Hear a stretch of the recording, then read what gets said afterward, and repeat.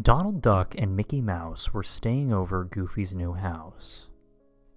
He had sold his old trailer home, and since Disney no longer kept House of Mouse on the air, well, they hardly ever saw Goofy, in light of him starting to become more secretive.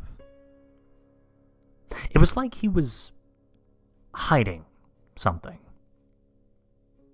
Now, Donald wanted to ask what it was, but Mickey told him that it wouldn't be polite.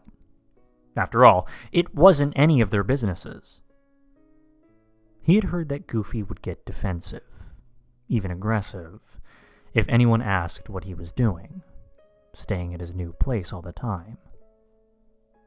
It was like there was something dark going on with the normally lovable goofball.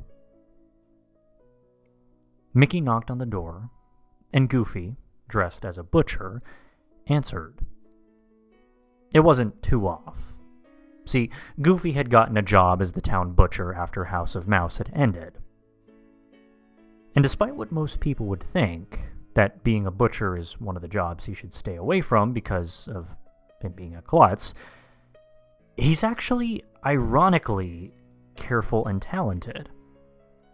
His family actually had butchers in it. He may as well have started looking for work because of Disney replacing him with the bizarre recreation of early times Goofy in the new Mickey shorts. Mickey and Donald were the only people he felt could never ask him about why he hardly ever came out anymore. Mickey was always so polite, and Donald, well, as long as free food was shown to him, why the fuck should he care? But Goofy welcomed his friends for a chance of specially made burgers, fresh from a practive cow carcass. Goofy had invited his friends to stay over for 4 days while the girls were away, so that they could just have a guys' night. Just the 3 of them, and 4 days of burgers. Any guy would want that. However, Donald couldn't help but notice, though, a very secluded door with the sign, Private, Keep Out, plastered on it. It was a bit eerie, with spikes on the doorframe, a barred window on the door like something out of a prison, and dried red stains, looking like animal meat had been dragged in or out of there. Goofy stared aggressively at Donald, only telling him that that was his private slaughterhouse. It was where he did his work. He then calmly insisted that it was too disturbing for the untrained mind, and that is relatively true. Slaughterhouses don't tend to be a comfortable place. I mean, come on, a place where there are disemboweled animals everywhere? An animal lover's worst nightmare. Goofy was quick to offer Donald a burger to quickly make the nosy duck forget his curiosity, and Mickey, naturally being polite, simply understood that this door was off limits. Mickey was more interested in burgers. That night, they went to sleep, satisfied from their meal. However, Mickey had to use the bathroom. Apparently, he had added too much hot sauce. Making his way, he couldn't help but hear humming. Specifically Goofy humming his usual tune, and the sound of a pile of meat being dragged. After Mickey finished his business, he quickly went to see what was going on, and it was Goofy moving an entire cow carcass towards the slaughterhouse door. Mickey quietly assumed that Goofy was really dedicated to his work. Curiosity got the better of him, though, as he quietly followed Goofy, only as near as possible, but still hidden. Goofy went inside with the cow carcass. Mickey swore that he heard Goofy say something beforehand, as if he was talking to someone.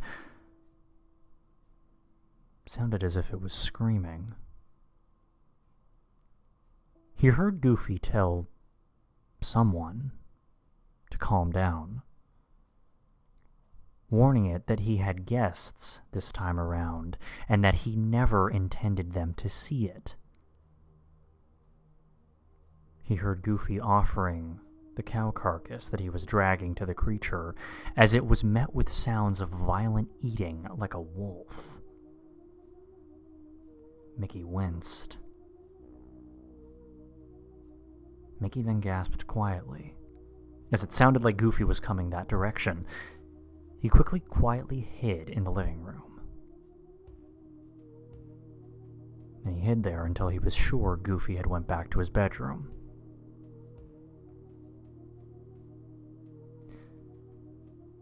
After a while, Mickey then heard Goofy rushing back to the private room. He heard Goofy trying to hush, like a parent would to their kid. A scream was heard but quickly died down. He heard Goofy offering something named Fofo to him.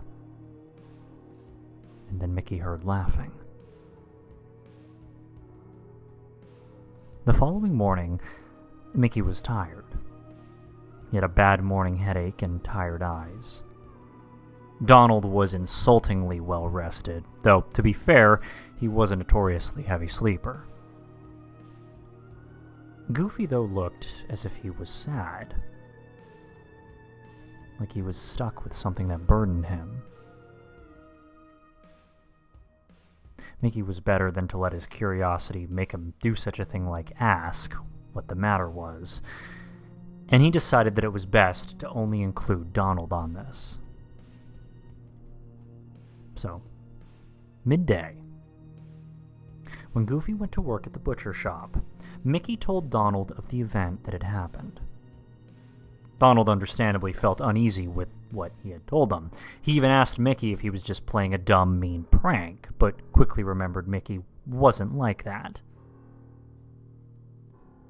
Mickey insisted to investigate the room while Goofy was out.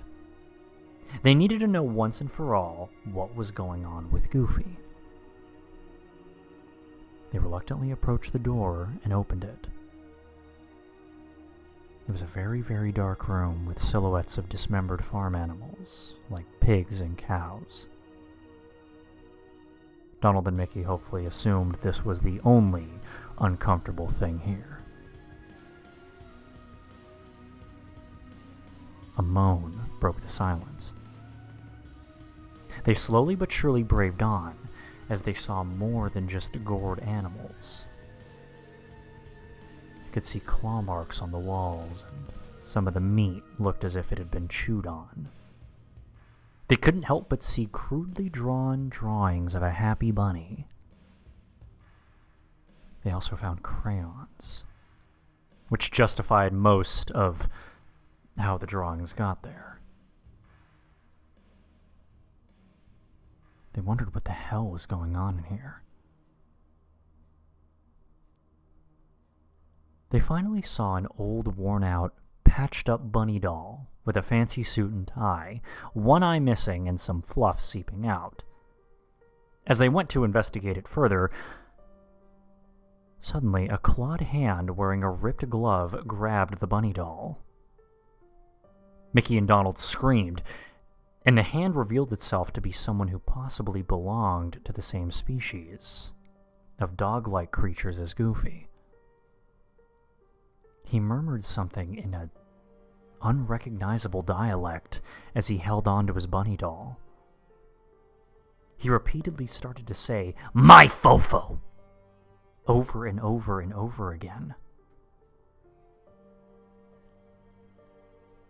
Mickey screamed. Donald made a run for it, but not without getting clawed in the back. Adrenaline kicked in as Mickey seared through the pain until he eventually escaped.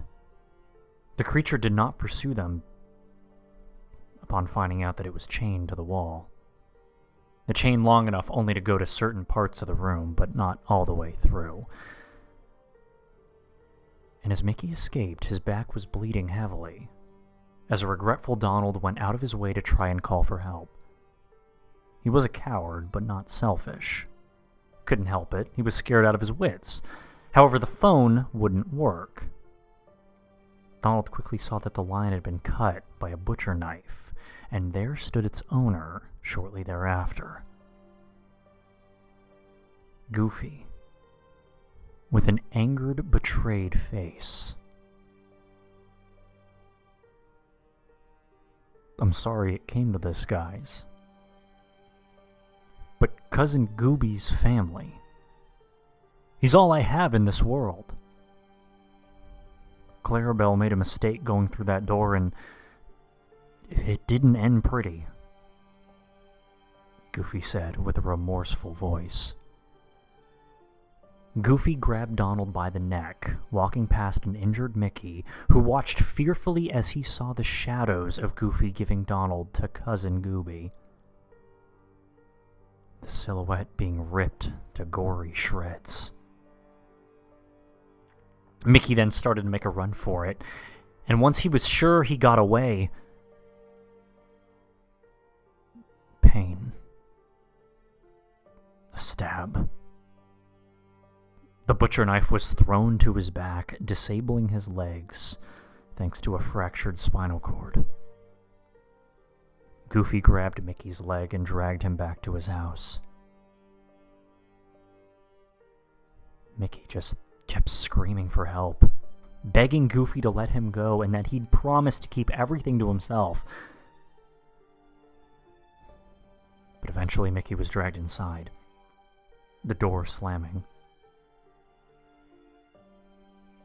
What could be heard, finally, was the sound of flesh ripping, screaming, and then silence. Until one last voice was uttered. Goofy's voice. "I lose more friends this way."